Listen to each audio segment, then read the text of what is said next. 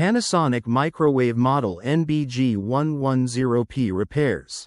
Panasonic FlashXpress compact toaster oven technology featuring double infrared reheater for cooking up to 40% faster than conventional toaster ovens.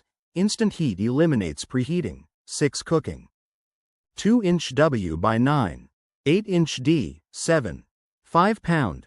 White fire hazard safety warnings: do not place any of these materials or foods in this toaster oven, as they can ignite and cause a fire.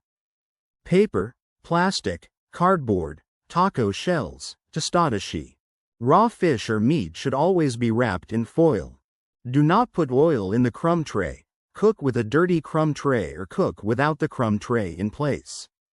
Never leave the toaster oven unattended when in use. If food begins to smoke or catch fire, first turn off the oven's power button, then disconnect the power plug. Do not open the oven door until the flame recedes. Always read and follow cooking instructions on all food packaging. The FlashXpress G110P compact toaster oven externally measures 10.2-inch H x 13-inch W x 12-inch D. Disclaimer: before using this toaster oven appliance, move it 10 to 15 centimeters 4 to 6 inches away from wall or any object on the countertop. Remove any object that may have been placed on top of the toaster oven appliance. Do not use on surfaces where heat may cause a problem. Repairs. Panasonic manufactures appliances that homeowners have come to trust. Even a trustworthy appliance requires occasional maintenance or repair, however. If you're in need of Panasonic appliance repair from experienced professionals, your local appliance helper can help. Panasonic microwave not heating.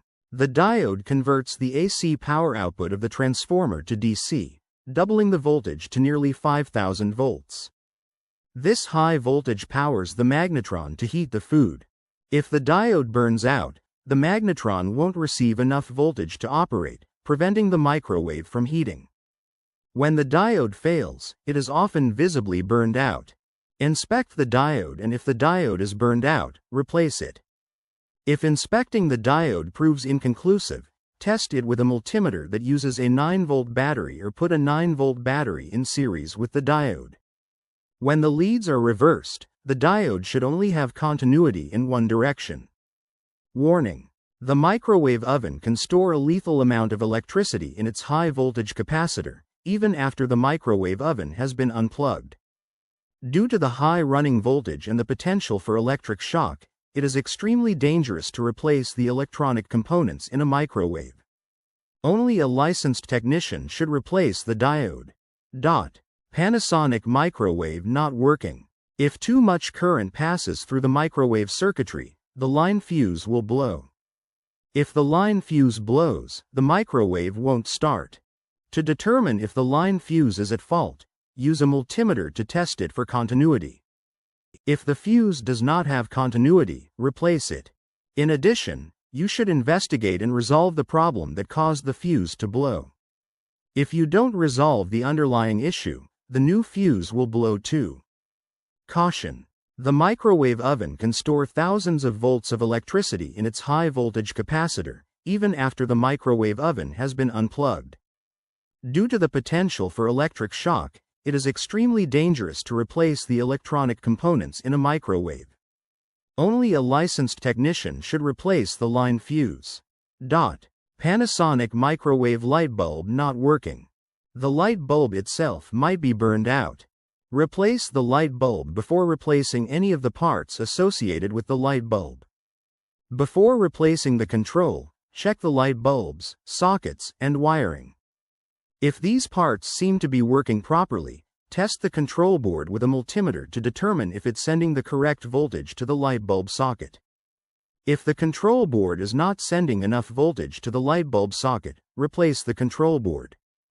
Panasonic microwave shuts off after a few seconds. A door switch might be failing intermittently. Check each of the door switches for signs of overheating, arcing, or burning. If you don't see any obvious signs of failure, use a multimeter to test each switch for continuity. If any of the switches is visibly damaged or only has intermittent continuity, replace it. Control boards are often misdiagnosed. Before replacing the control board, first check more commonly defective parts, particularly the door switches. If all of the other components are working properly, replace the control board. Panasonic microwave turntable not turning. Use a multimeter to test the motor for continuity. If the turntable motor does not have continuity, replace it. If the microwave turntable is not turning, the glass tray drive coupling could be broken or stripped out. Gently pull the coupling off the drive motor shaft to inspect the drive coupling for damage. If the microwave turntable is not turning, the glass tray support could be broken or stripped out. Gently pull the support off the drive motor shaft to inspect the tray support for damage. Panasonic microwave buttons not working.